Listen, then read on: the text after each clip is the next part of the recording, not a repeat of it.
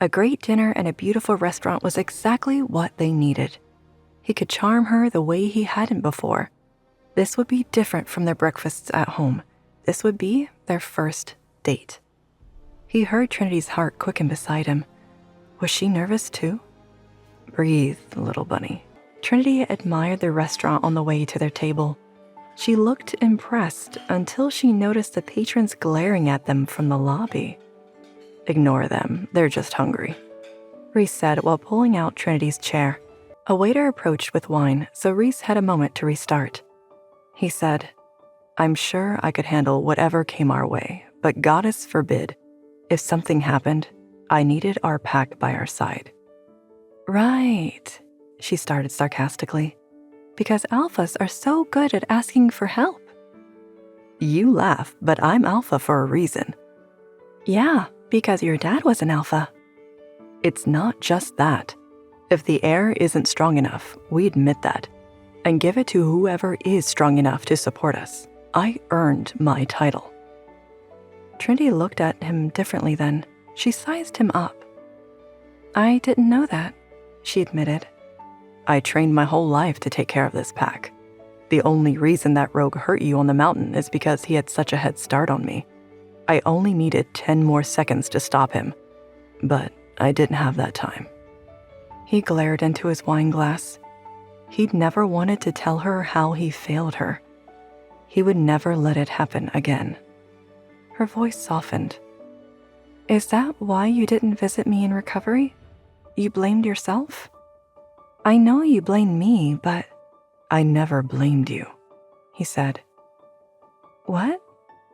Your hike was a great idea. You didn't know that the rogues would get that far into our territory. And you saved that boy's life. If you'd had a bit more time, you would have been in the clear too. Trinity shook her head. Why are you saying all this? What do you want from me? Nothing, he answered, though that was a lie. More than anything, he wanted her forgiveness. He wanted to take back the months he'd wasted that wedged between them. A waiter dropped off their soup, but Trinity refused to grab her spoon. You can't be awful one day and kind the next, she told him.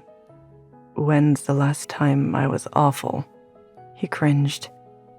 Don't answer that. I acted badly before. I thought you'd do what everyone else does, but you're not like everyone else. That's why I saved you. It's easier to save me than find a new mate, she said.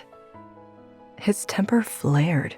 Why was she being so difficult? We only get one mate, he told her. Has anyone ever tried finding a second one? He huffed. No, that's not how wolves are. Good thing I'm not a wolf then, she said, finally reaching for her soup spoon.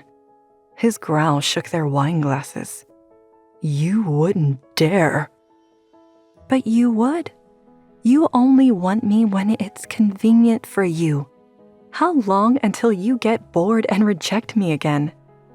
How long until you do the same? He snapped. You act like I'm the only one resisting, but you've run away and complained. You kicked me out of your room. Because you rejected me. I ran to get space to process this, and you refused. I was terrified, but I still got dressed for you. I tried to connect with you. And what did you do? You rejected me again. How can I trust you after all that? His cheeks burned with shame. He hadn't expected to really hurt her. He thought she could never love him without a wolf. He thought he was protecting everyone. His heart sank. His wolf whimpered. A new tension took its place, a simmering heat that flared with every giggle and flutter of her eyelashes. His wolf was firmly at attention as he led Trinity to the car with a hand on her back. The heat between them warped time. The drive home felt too quick and endless at the same time. He needed to touch her. He needed this to be more than one night of peace. He led her to the house elevator. Neither of them pressed a floor button. His fingers danced on her hip, and she shivered into the touch. He had to ask. "Do you feel it too?" "Feel what?" she asked, but she sounded as breathless as he felt. He used his grip on her to spin her to him. She gasped. Her eyes were wide but dark with the same hunger that coursed through him.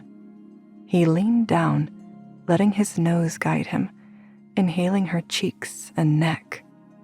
"What are you doing?" she asked. He practically purred, contemplating a second dessert. "Don't touch me!" She pushed past him to jam the button on her floor. I knew what this was. I still fell for it. What is wrong with me? Trinity rushed off the elevator without waiting for him. Reece wanted to run after her. Really, he did, but convincing her was already impossible. And running in his current state would have been extremely uncomfortable. He readjusted himself as the doors closed. Tomorrow, I'll deal with her meltdown. Tonight, I'll take the coldest shower known to man. Want to know what happens next? Click on the link in the description below to watch further episodes of Chosen by Fate, Rejected by the Alpha.